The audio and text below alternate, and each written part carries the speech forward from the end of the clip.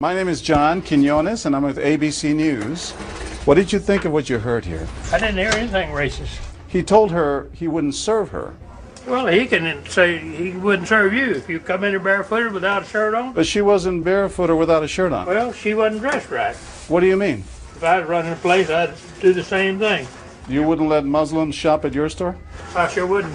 We never expected customers to be so candid.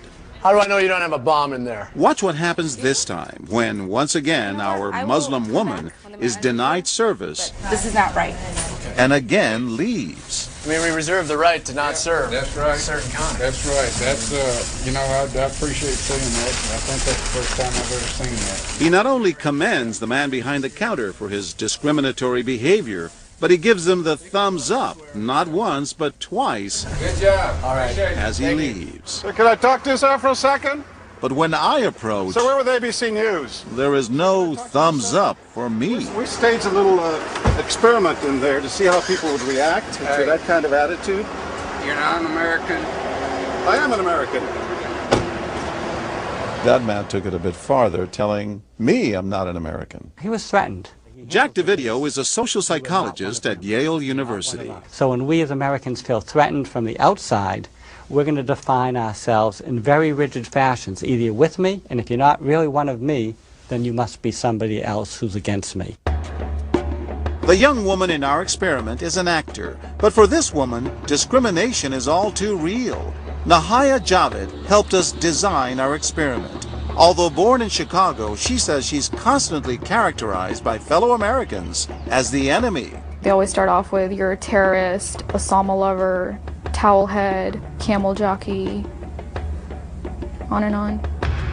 While attending college in Texas, she says she continually suffered verbal abuse and has even been physically attacked just because she's Muslim. They assume I'm not from here, and if I tell them I'm American, they're like, no, you're not. Just because you were born here doesn't make you American.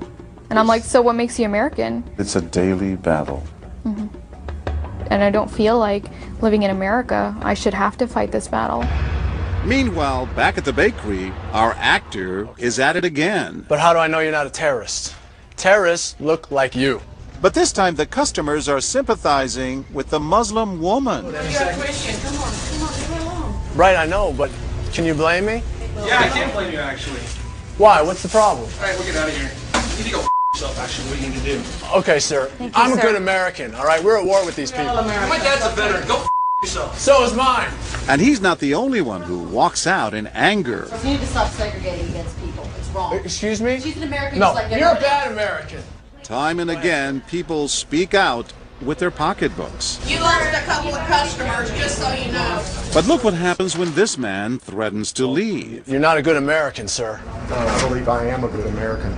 My son just came back from serving in the Army for over a year in Iraq, and that has nothing to do with her rights. I understand that. Thank you, sir. And I hear what you're saying. But I can't believe you would be so discriminatory. I'm deeply offended by that. I'm sorry to offend you, sir, but I've got to live with myself. Seething, the man vows to fight back. I will let people know this. I've stopped here every time I've come by this place, and I'll never stop here again.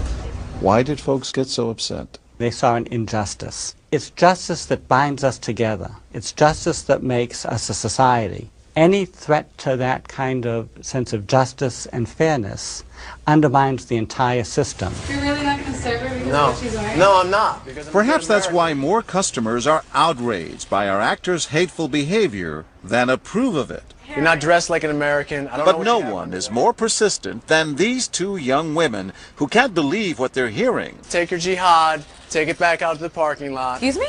I mean, I got to protect my customers, okay? You're really offensive and disgusting. Well, I'm sorry. I'm just trying to protect you here Thank because you. we You're don't know what's sick. going on. Like that doesn't mean anything. This is a different How do you know? culture.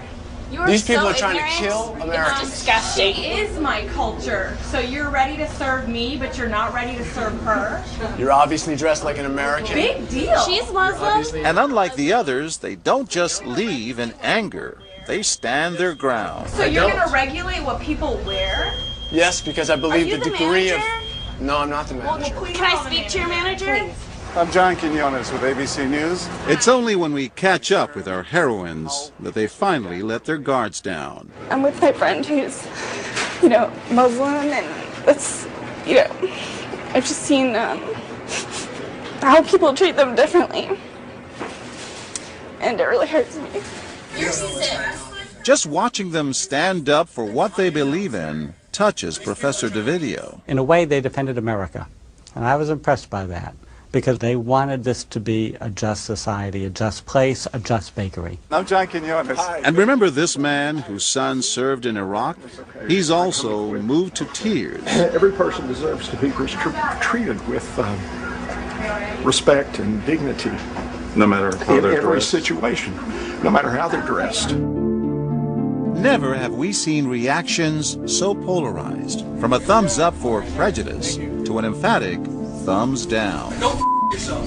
Two different Americas, both convinced they're patriotic. At the end of the day, 13 people stood up for the Muslim woman, while 6 sided with the clerk. But the majority of the bystanders, 22, did or said absolutely nothing. That's what's most frightening to Muslims like Nahaya, who was watching our experiment. In fact, so frightening that they often avoid going out by themselves. It's really sad because I'm old enough to be able to do things by myself. I shouldn't need a chaperone all the time. But that one time that I'm alone and something bad might happen, I'd rather be safe than sorry. Hi, I'm Nahaya. It's no wonder this young woman was so moved by the people who came forward to protect a stranger who just happens to be Muslim. Thank you so much for what you did, and I wish more people would do these type of things. And I do too. It would make my life a lot easier. God go with you. Thank you.